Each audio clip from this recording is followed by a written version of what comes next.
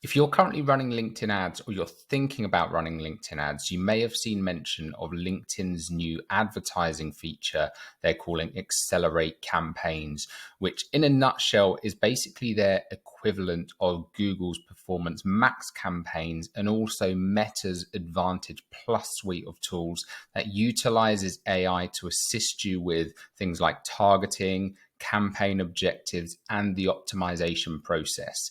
In this video, I'm going to be going through the setup process for these campaigns.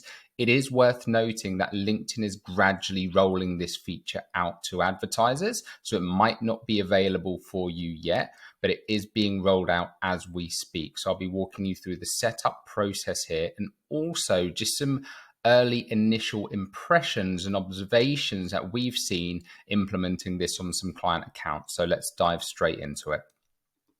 So firstly, when you do have access to the feature, the first thing you'll notice is when you try to create a new campaign within your LinkedIn Campaign Manager, you will see this little star icon by certain objectives. So like a lot of the features that LinkedIn rolled out, like they recently rolled out their thought leadership style ads, it is only available on certain objectives, like you'll see here. So in this instance, for the Accelerate campaigns, right now we can only see them on website visits and lead generation objectives. This may be rolled out to other features in future, but right now it's only available on these ones.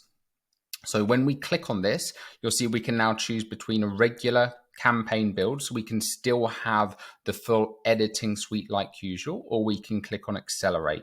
So you then click next on this. And this is where things get really interesting, and actually it's slightly different from something like Performance Max in that effectively what it seems to be doing is using the AI to kind of understand your business and what you're trying to sell, and then it summarizes it back to you and asks you to confirm. So let's say, for example, here, select what you're advertising. So over time, it will start to build up a list of the services you put in here. But let's start from scratch and click Add New, and let's say we're selling LinkedIn advertising services. Let's see how it does with this.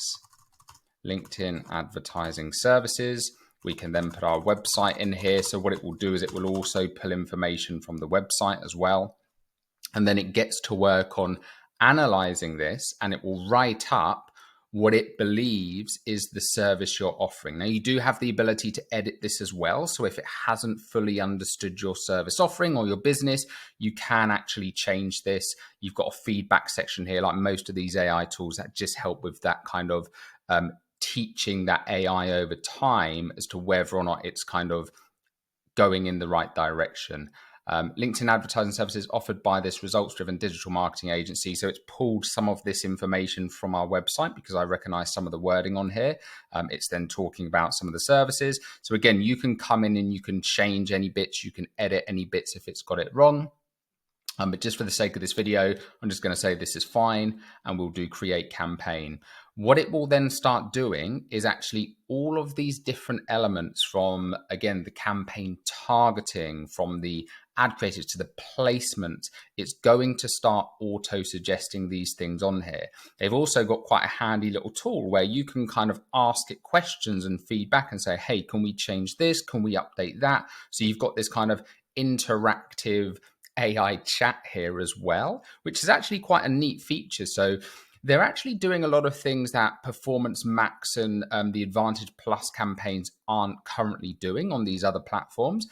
But I believe this is a glimpse of what will start happening on a lot more of these platforms going forward, is that they will become much more automated than they currently are. And it will literally be a matter of talking to the AI, telling it what you want to do, and it will build out these campaigns. Now, one thing to note on here, and actually before I kind of dive into what we're seeing so far, you'll notice that you've got, you can manually edit some bits, but you are limited to what you can edit. So again, similar to a lot of these other ones on other platforms, there are limitations in terms of one, the data you can see from the campaigns, and two, how much granularity you have over editing campaigns. So for performance marketers, like any of these AI tools, it can be a scary step to take, But again, as performance marketers, it's always important to test. So absolutely something you'll maybe want to test on your campaigns with a small budget to begin with. And you always want to experiment with these, but it is worth noting that you're not going to have that same level of granularity. You can click this assist button. You can see how was it generated, etc., etc. So this just kind of prompts the chat you've got on the side here.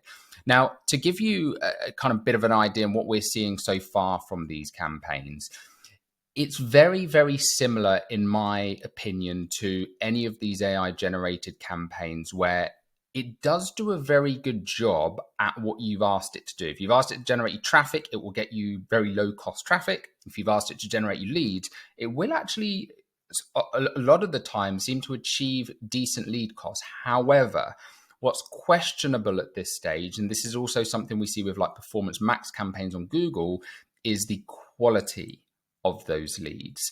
Because the thing with all of these is, because we don't have so much granularity in terms of where is it actually showing our ads, a lot of the time it's going to be using things that advertisers hate, like audience networks, display networks. So like the LinkedIn audience network, you've got like the Google display network.